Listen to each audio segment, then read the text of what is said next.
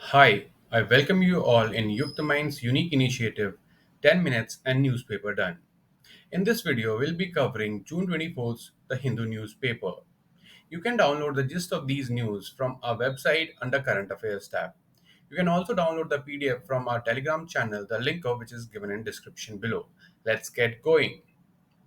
In this video, we'll be covering 5 news, starting with jet engine deal with USA, news on Uniform Civil Code, bridging the gender gap, India USA relationship, and finally, NATO's largest air exercise in Europe. So, the first news Memorandum of Understanding, that is MOU, has been signed between GE of USA and HAL of India to manufacture F414 engines for the light combat aircraft, that is LCA Mk2 in India. Except for a small component, the F414 INS 6 engine will entirely be manufactured in India. So, according to the Defense Ministry, the jet engine deal with USA is an almost done deal, and we will see 80% technology transfer by General Electric to Hindustan Aeronautics Limited. This will also include critical technologies.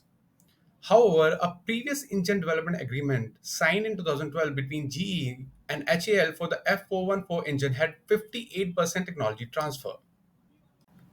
So it will take 3 years for the first engine to roll out once the contract is signed. The 80% technology transfer to HAL is of critical importance. Such a transfer has not happened before and shows the level of trust India evokes in the US. Moving on to second news of Uniform Civil Code. On June 14th, the Law Commission of India decided to solicit views and proposals from the public about the Uniform Civil Code. After a hiatus of just 5 years, when the Commission had concluded that the UCC is neither necessary nor desirable, the move now is one that keeps the pot boiling on one of India's most ideological as well as politically rivaled issue. Experts believe that the enactment of the UCC in piecemeal manner would be in tune with the spirit of Article 44, which proposes uniform civil code. The basic question is autonomy versus authority. The question of personal laws is basically the question of personal and religious autonomy versus the state's authority to reform familial relations. Since each religious group has cultural autonomy, it is thus being argued that the community should itself come forward to seek reforms. This is a justification for the adoption of internal law reform or voluntary UCC. In fact, the Special Marriage Act of 1954 and the Indian Succession Act of 1925 are nothing but examples of voluntary adoption of UCC, though the recently enacted love jihad laws by prohibiting interfaith marriages basically violate the spirit of Special Marriage Act. There are regional differences. That is, Kerala had abolished the Hindu joint family in 1975. Muslim marriage and divorces are to be registered in Bengal, Bihar, Odisha, Jharkhand under the 1876 law and in Assam under 1935 law. And lastly, adoption was permissible to Kashmiri Muslims. At present, not just Muslims, but even Hindus, Jains, Buddhists, Sikhs, Parsis, and Jews are governed by their own personal laws. Accordingly, it is the religious identity that determines which personal law would apply to a group of individuals. Even reformed Hindu personal law under the Hindu Marriage Act of 1955 does insist on solemnization of marriage through saptapadi, that is 7 steps around fire, and datta, that is invocation before fire. Section 7.2 of the Act, just like Manusmriti, provides that marriage is completed on seventh step. Spinda relationship, adoption, and Hindu joint family rules too are based on Hindu personal law. We have to keep in mind that the Constitution was not the starting point but a mere culmination of India's long standing integrative traditions. In addition to the provisions that outlaw discrimination in all its forms, the Indian Constitution's commitment to cultural accommodation is visible through a near absolute fundamental right in Article 29(1), which is dedicated exclusively to conserving the distinctive culture of all citizens. So, the point being, we need unity more than uniformity. According to experts, the Commission must bear in its recommendation that for a diverse and multicultural polity such as India, the proposed UCC must be emblematic of India's mosaic model of multiculturalism. The logic is a homogenizing lithification of identities must not become a mirage for flourishing diversity. After all, unity is far more important than uniformity. The British brought homogeneity amongst Hindus and Muslims by grossly undermining heterogeneity within the two religious communities. Under the Indian constitution, the right to cultural autonomy defends the Indian model of multiculturalism. However, India's tryst with preserving its multicultural diversity is often found at the crossroads with values such as secularism. Despite secularism being a fundamental tenet governing the Indian polity, India decided not to adopt the French model of laicite, which means secularism in French, which strictly prohibits bearing any religious outfit or mark in public that considers religion in public as a threat and not a prominent promoter to the nation's secular fabric, thus pushing it within the four walls of the domestic household. Indian society, however, accommodates and not just tolerates the wide array of group and ethnic differences.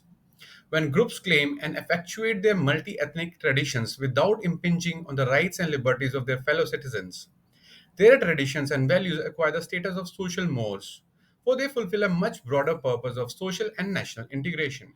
However, a claim of such broad nature invites limitations inherent. That is, in the name of personal laws and practices, what deserves legal protection and promotion and what does not. Right to cultural relativism cannot justify continuation of unjust and discriminatory personal laws. Such provisions of the personal laws must be made consistent with substantive equality and gender justice goals espoused in our Constitution. So, what are the hurdles on the path ahead? Simultaneously, we must understand that when a community feels threatened in any way, whether rightly or wrongly so, the collective esteem of its members becomes woven to the community, and community allegiance becomes much stronger. Therefore, the process of UCC should not contribute to the rise of reactive culturalism amongst different communities in India, including Muslims.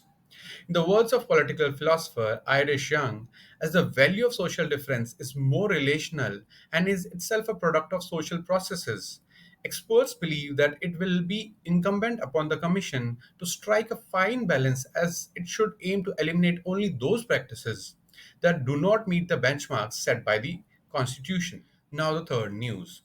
India has climbed 8 places from last year in the annual Gender Gap Report of 2023 and is now ranked 127 out of 146 countries in terms of gender parity.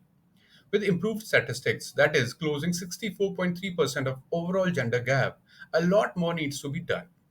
On the four key markers of the index, the first being economic participation and opportunity, second being educational attainment, third being health and survival, and final is political empowerment.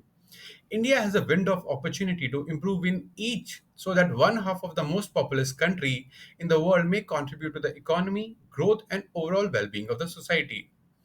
India has fared well in education and in political empowerment, with representation of women over 40% in local governance, thanks to the efforts on the ground after the 73rd and 74th Amendments, which provided for reservation of women in local self governments.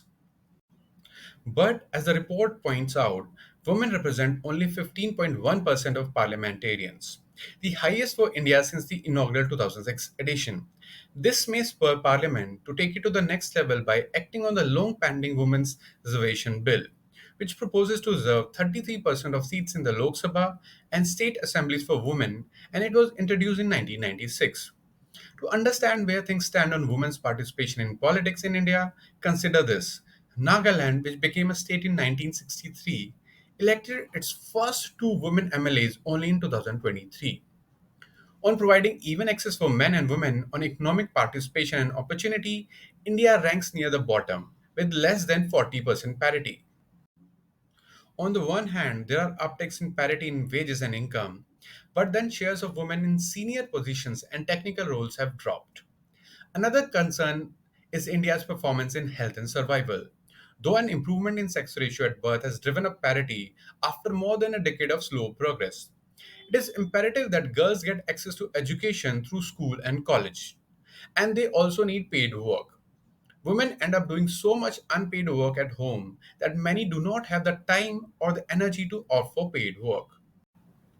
Providing girls with a job assured education will automatically improve all development indices, including nutrition, and break the vicious cycle of early marriage leading to poor maternal and child health. If the pandemic revealed the fragility of life, it was harder on women, with their labor participation rates dropping, thus reducing household incomes. Often, even if they get a paid job, women are impeded by patriarchal and cultural norms. Besides, they often have to worry about their safety. The pandemic may have stalled progress to achieve gender equality by 2030, but work towards bridging the gap must go on in earnest. Now, the fourth news. The Modi visit further strengthened the ties between India and the US. During PM Modi's state visit to Washington, US President Joe Biden underlined his belief that the India US partnership will be one of the defining relationships of the 21st century. The two sides announced new deals involving high end defense cooperation, semiconductor industry investments, and a partnership in quantum and advanced computing and AI. The deal for co-production of jet engines in India will involve an unprecedented level of technology transfer that is up to 80%. India's decision to join the 11 nation mineral security partnerships for critical minerals, where China has a global monopoly, and cooperation on critical and emerging technologies, particularly in clean energy, will strengthen future cooperation here. Finally, India has moved to sign on the 27 nation Artemis Accords for cooperation in space exploration, and the NASA ISRO partnership for human spaceflight will also catapult India's ambitions in the space sphere. Now, let us talk about agreements on 5G, 6G technologies. India and the US share a vision of creating secure and trusted telecommunications, resilient supply chains, and enabling global digital inclusion. To fulfill this vision, both have launched two joint task forces on advanced telecommunications, focused on Open RAN and research and development in 5G and 6G technologies. The public private cooperation between vendors and operators will be led by India's Bharat 6G Alliance and the USA's Next G Alliance. Now, news on Micron to produce first semiconductor chip at India plant by December 2024. As per Minister of Electronics and Information Technology Ashwini Varshney, the $2.7 billion semiconductor assembly and testing plant to be built by US headquarter Micron in India will produce its first chip in 6 quarters, that is, by December 2024. The plant would create 5,000 direct and 15,000 indirect jobs. Terming semiconductors a foundational technology used in most electronic appliances like phones and computers besides cars, Mr. Vaishnav said the investment signaled a milestone for the Indian semiconductor ecosystem. Now let us read about Artemis Accords. The Artemis Accords is a non-binding multilateral arrangement between the United States government and other world governments participating in Artemis program, that is an American-led effort to return humans to moon by 2025, with the ultimate goal of expanding space exploration to Mars and beyond. As of June 23, 27 countries and one territory have signed the accords. Now, final news of the day. NATO on June 23 concluded its largest ever Air Force deployment exercise in Europe in a show of force against potential threats such as Russia. The German led Air Defender 23 maneuvers brought together some 250 military aircrafts from 25 NATO and partner nations like Japan and Sweden. Thank you for watching this video. You can download the PDF of these news from our website www.yuktmind.com under the Current Affairs tab. Also, you can download the PDF from our Telegram channel, the link of which is given in description below. Thank you.